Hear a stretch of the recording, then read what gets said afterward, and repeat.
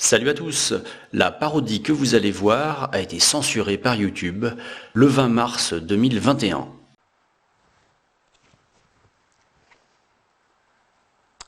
Mes chers concitoyens, mes chers petits-enfants, comme chaque semaine, je vais faire avec vous un point sur la pandémie.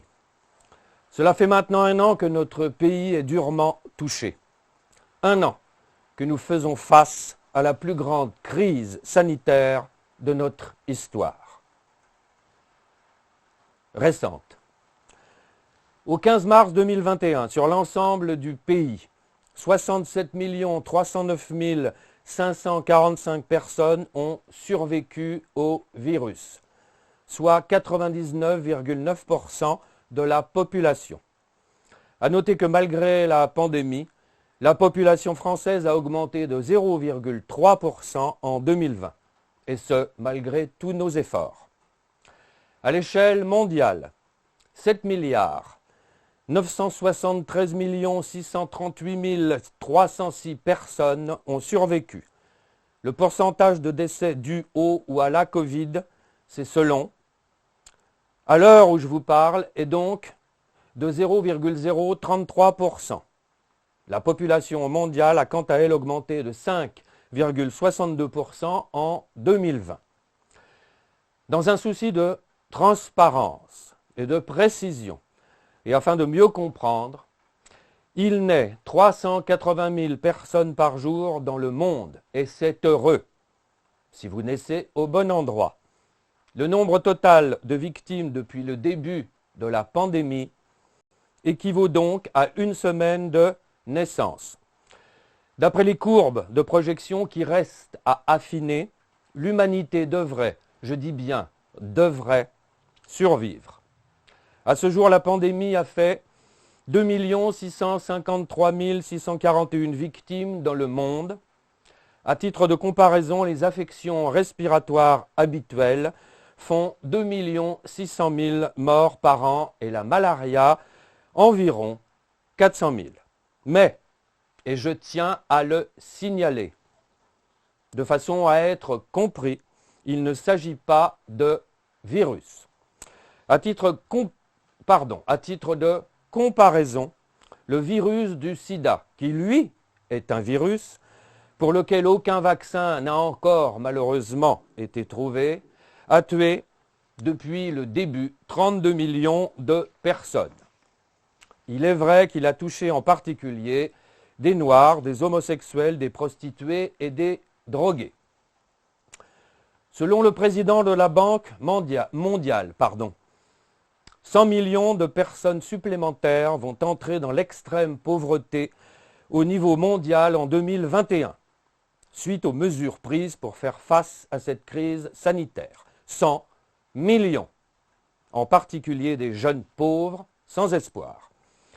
Nous n'avons pas encore de courbe de projection fiable concernant le nombre de victimes que cette extrême pauvreté va engendrer dans les mois et les années à venir. 1, 2, 5, 10 millions, on ne peut pas s'avancer. Mais soyez sûrs que nous manquerons de vous communiquer ces chiffres. Oui, il a fallu trancher entre le jeune pauvre et le vieux riche. Et croyez-moi, la décision n'a pas été simple à prendre. En temps dit normal, 6 millions d'enfants meurent encore de malnutrition et de manque de soins chaque année dans le monde. Un enfant, toutes les 5 secondes, meurt dans le monde, quelle que soit la période de l'année. À titre de comparaison, un patient Covid entre en réanimation toutes les 12 minutes en Île-de-France depuis 2 jours. Pour se rendre compte de la gravité de la situation, pendant qu'un adulte entre se faire soigner à l'hôpital, 144 enfants meurent. Nous faisons, croyez-le, tout notre possible pour lutter contre ce fléau de la malnutrition qui, malheureusement, n'est pas un virus, et donc contre lequel nous ne pouvons pas agir efficacement. Au niveau national maintenant, notre pays a été durement touchés depuis le début de cette pandémie. Le nombre de victimes s'élève à ce jour à 90 445 personnes, dont la moyenne d'âge est de 81 ans. Tous sexes confondus, soit la moyenne de l'espérance de vie dans notre pays. C'est beaucoup trop. Je parle ici du nombre de victimes. À titre de comparaison et à l'échelle d'un pays, le conflit en Syrie a tué depuis ses débuts, malgré les différents couvre-feux, 388 652 personnes, dont 22 000 enfants. Mais il ne s'agit pas en Syrie, une fois de plus, de faire face à un virus. Nous ne pouvons donc pas intervenir efficacement et en coordination au niveau international. 22 000 enfants. C'est-à-dire l'équivalent d'une ville moyenne comme Beaune. J'en profite ici pour vous inviter, malgré le contexte et la terrible situation que nous vivons, à boire avec modération. Concernant la jeunesse, à titre de comparaison, à l'échelle de la France, les victimes de moins de 49 ans représentent 1,9% du total. Les moins de 19 ans, 0,01%. Un jeune sans comorbidité, selon les dernières évaluations scientifiques à affiner, aurait donc plus de chances de gagner au loto que d'être emporté par le virus. Et nous nous en réjouissons. Ce sont eux qui vont payer la dette dite Covid. Maintenant, la situation dans nos hôpitaux. Elle reste préoccupante, voire alarmante. Nos hôpitaux sont au bord de la saturation. Sur les 15 dernières années, 69 000 lits ont été fermés, soit l'équivalent d'une ville comme Bourges avec sa périphérie. Depuis 2013, 17 500 lits ont été supprimés, dont 13 681 dans l'hôpital public, soit l'équivalent d'une ville comme Saint-Jean-de-Luz, cette fois hors périphérie. Un certain nombre de lits dits de jour ont été ouverts, mais nous ne parvenons pas à l'heure actuelle à estimer leur nombre qui reste fluctuant. Comme vous l'aurez compris, nous n'arrivons pas pour l'instant à endiguer la pandémie de fermeture de lits. Les 4 000 lits, commandés par les accords de Ségur, ne sont toujours pas arrivés. Nous ne perdons évidemment pas espoir. À titre de comparaison, la France, qui comme chacun le sait, possède le meilleur système de santé du monde, compte 5,9 lits de réanimation pour 1000 habitants, l'Allemagne 8.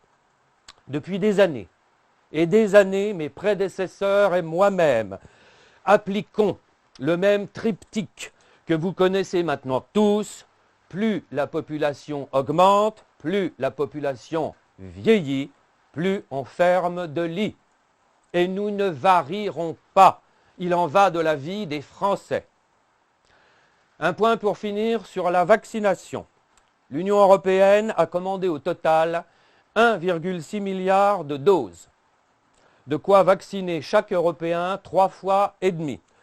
Nous attendons maintenant avec impatience que ces doses arrivent. Le 12 mars, 226 000 personnes ont été vaccinées en 24 heures dans notre pays. Un record. Je dis bien un record. Un record qui nous place, à l'heure où je vous parle, en nombre de personnes vaccinées par rapport à sa population, en 54e position mondiale. Loin derrière le Royaume-Uni, les États-Unis, Israël ou même les Seychelles, le Maroc ou Malte. Un record qui nous permet de nous situer en dessous de la moyenne européenne.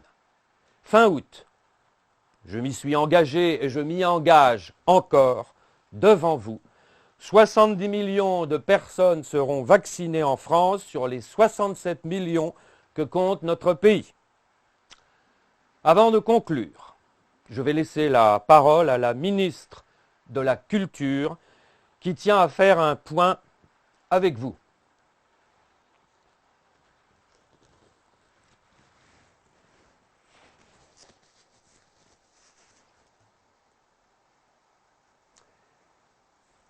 Merci pour ces éclaircissements.